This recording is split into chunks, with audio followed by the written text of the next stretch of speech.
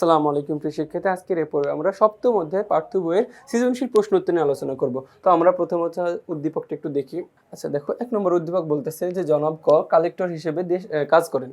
যে কালেক্টর হিসেবে কাজ করেন, তিনি তার এলাকার সকল সরকারি দপ্তরের মধ্যে যোগাযোগ রক্ষা করেন। তিনি তার এলাকার একজন বিচারকেরও কাজ করেন। আচ্ছা, এই কালেক্টর দেখো বর্তমানে হচ্ছে কি একজন জেলা প্রশাসক। কি জেলা প্রশাসক নামে হচ্ছে কি পরিচিত। বললাম কি জেলা প্রশাসক। এখন দেখো আমরা হচ্ছে প্রশ্নগুলো দেখি। ক নম্বর প্রশ্ন দেখো, বর্তমানে আমাদের দেশে কয়টি পৌরসভা আছে? কি বলতেছে? বর্তমানে আমাদের দেশে কয়টি পৌরসভা আছে। খ নম্বর বলতেছে যে স্থানীয় প্রশাসন ধারণাটি ব্যাখ্যা করো। স্থানীয় প্রশাসন ধারণাটি ব্যাখ্যা করতে বলতেছে। গ নম্বর বলতেছে যে আমাদের দেশে জনাব ক এর অবস্থান বর্ণনা করো। এবং ঘতে হচ্ছে উদ্দীপকে জনাব ক এর যে ধরনের কাজের প্রতিফলন ঘটেছে তা তোমার পাঠ্য বইয়ের আলোকে কি করতে বলতেছে? বিশ্লেষণ করো। তো আমরা ক নম্বর প্রশ্নের আনসারটা দেখি। ক নম্বর বলতেছে যে বর্তমানে আমাদের দেশে 331টি হচ্ছে কি পৌরসভা আছে। কতটি? 331টি পৌরসভা আছে। এরপর খ নম্বর প্রশ্নটা আরেকবার পড়ি। স্থানীয় প্রশাসন ধারণাটি ব্যাখ্যা করতে বলতেছে।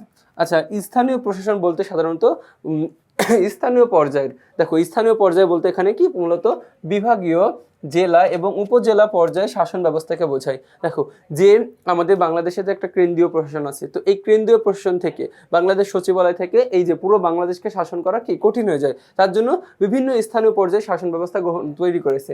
মূলত প্রথমে দেখো একটা আদেশ প্রথমত কেন্দ্রীয় প্রশাসন থেকে প্রথমত বিভাগীয় প্রশাসনে যায়। তো বিভাগীয় প্রশাসন থেকে সেটা আবার জেলা প্রশাসনে যায় এবং জেলা থেকে সেটা আবার উপজেলায় যায়। আর উপজেলা থেকে তারপরে কি বিভিন্ন জায়গাকার বিভিন্ন যে শাসন ব্যবস্থাগুলো আছে গ্রাম পর্যায়ে সেই শাসন ব্যবস্থাগুলোতে যায়। ঠিক আছে, তো এইভাবে পুরো বাংলাদেশের শাসন ব্যবস্থাটা চলে। বলতেছে প্রশাসনের কাজের সুবিধার্থে স্থানীয় প্রশাসন সৃষ্টি করা হয়েছে। কি প্রশাসনের কাজের সুবিধার্থে দেখো এত বাংলাদেশকে কি ছোট একটা আকারে ভাগ করেছে। কিছু কিছু কি স্থানীয় পর্যায়ে শাসনে ভাগ করেছে।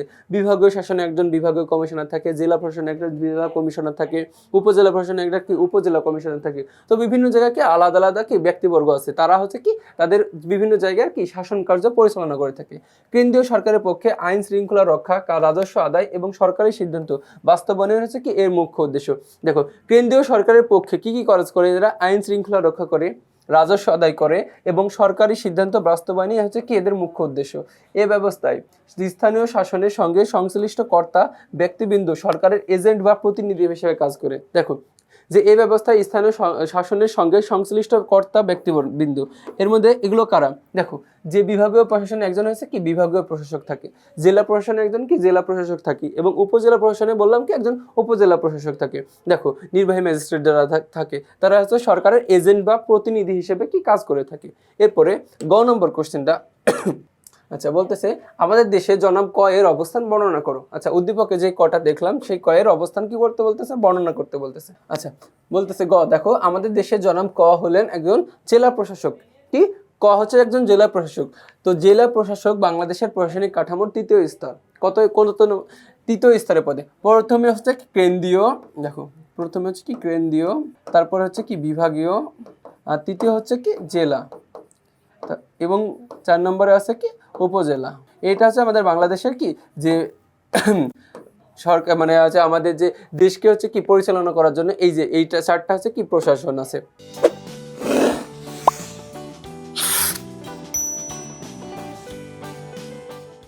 এরপরে বলতেছেন যে বর্তমানে বাংলাদেশকে 64টি জেলায় কি করা আছে? ভাগ করা হয়েছে। বাংলাদেশে রয়েছে কি 64টি জেলা রয়েছে এবং জেলা প্রশাসকের কেন্দ্র করে জেলার সমগ্র শাসন বর্তিত হয়। দেখো প্রত্যেকটা জেলায় প্রত্যেকটা জেলায় আলাদা আলাদা কি জেলা প্রশাসক আছে। এই জেলা প্রশাসককে কেন্দ্র করে জেলার সমগ্র শাসন কি হয়? আবর্তিত হয়।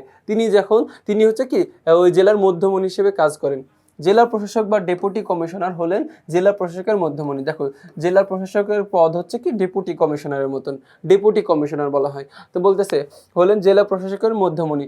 জেলা প্রশাসনের সঙ্গে কেন্দ্রীয় প্রশাসনের যোগসূত্র বিদ্যমান। কি বলতেছে? জেলা প্রশাসনের সঙ্গে কেন্দ্রীয় প্রশাসনের যোগসূত্র বিদ্যমান। তো আমরা একটু আগে দেখলাম যে স্থানীয় প্রশাসনে যে কি তাদের সুবিধার্থে, কেন্দ্রীয় সরকারের সুবিধার্থে এই জেলা প্রশাসক কি করা হয়েছে? তৈরি করা হয়েছে। কেন্দ্রীয় প্রশাসন থেকে গৃহীত যাবতীয় সিদ্ধান্ত জেলা প্রশাসনের নিকট কি হয়? প্রেরিত হয়। দেখো কেন্দ্রীয় প্রশাসন থেকে জেলা প্রশাসকের যাবতীয় সিদ্ধান্ত কি হয়, প্রেরিত হয়।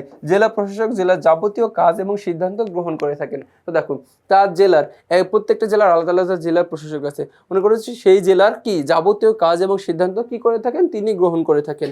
তিনি মূলত রাজস্ব সংক্রান্ত, সমন্বয় সংক্রান্ত, স্থানীয় শাসন সংক্রান্ত এবং সেবামূলক কাজ করে থাকেন। উদ্দীপকে জনাব ক দেখো, আচ্ছা বলতেছে যে উদ্দীপকে দেখা যায় জনাব ক কালেক্টর হিসেবে বর্ণিত জেলা প্রশাসকের রাজস্ব সংক্রান্ত কাজ করেছেন। তার এলাকার সরকারি দপ্তরের মধ্যে যোগাযোগ রক্ষা করে জেলা প্রশাসকের সমন্বয় সংক্রান্ত কাজ করেছেন। আবার তিনি এলাকার বিচারকের কাজও করেন, যা প্রশাসকের বিচার সংক্রান্ত কাজ। কোন সংক্রান্ত? বিচার সংক্রান্ত কাজ। সুতরাং বলা যায় যে জনাব ক এর কাজে আমাদের দেশের জেলা প্রশাসকের রাজস্ব সমন্বয় এবং বিচার সংক্রান্ত কাজে কি ঘটেছে, প্রতিফলন ঘটেছে। এবার ঘ নম্বর কোশ্চেনটা দেখো যে উদ্দীপকে জনাব ক এর কাজে জেলা প্রশাসকের রাজস্ব সংক্রান্ত, সমন্বয় সংক্রান্ত এবং বিচার সংক্রান্ত কাজের কি প্রতিফলন ঘটেছে। এখন বলতেছে যে জেলা প্রশাসকের বিভিন্ন কার্যাবলীর মধ্যে রাজস্ব সংক্রান্ত কাজ অন্যতম। কি? রাজস্ব। দেখো এই রাজস্ব আদায় করা কাজ হচ্ছে কি তাদের হচ্ছে অন্যতম একটি কাজ।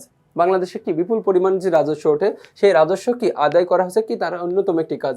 জেলা প্রশাসক প্রধান কালেক্টর হিসেবে জেলার ভূমি রাজস্ব, দেখো আগে বর্তমানে জেলা প্রশাসক কি কালেক্টর, দেখো এই কালেক্টর বলা হতো, মূলত তিনি ভূমি রাজস্ব এবং অন্যান্য কর ধার্য এবং আদায় করে থাকেন। সমন্বয় সংক্রান্ত বিষয়ে জেলা প্রশাসক গুরুত্বপূর্ণ ভূমিকা পালন করে। তিনি জেলার অভ্যন্তরে অবস্থিত সরকারি সকল দপ্তরের মধ্যে যোগাযোগ রক্ষা করেন। কি বলতেছে? তিনি তার জেলার অভ্যন্তরে অবস্থিত সরকারি সকল দপ্তরের মধ্যে কি করেন? যোগাযোগ রক্ষা করেন।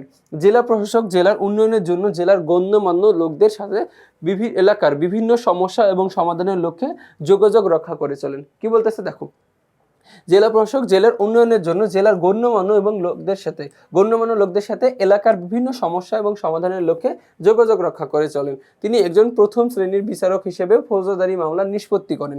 দেখো কি বলতেছে যে তার এলাকার সকল সরকারি দপ্তরের মধ্যে যোগাযোগ রক্ষা করে জেলা প্রশাসকের সমন্বয় সংক্রান্ত কাজ করেছেন। আবার তিনি এলাকার বিচারকের কাজও করেন, যা জেলা প্রশাসকের বিচার সংক্রান্ত কাজ। সুতরাং বলা যায় যে জনাব ক এর কাজ আমাদের দেশের জেলা প্রশাসকের রাজস্ব সমন্বয় বিচার সংক্রান্ত কাজের কি প্রতিফলন ঘটেছে। তো দেখো এরই মাধ্যমে আমরা কি পাঠ্য বইয়ের অনুশীলনের যে সৃজনশীলটা ছিল এটা শেষ করলাম। পরবর্তী তোমার সাথে আবার দেখা হবে। আসসালামু আলাইকুম।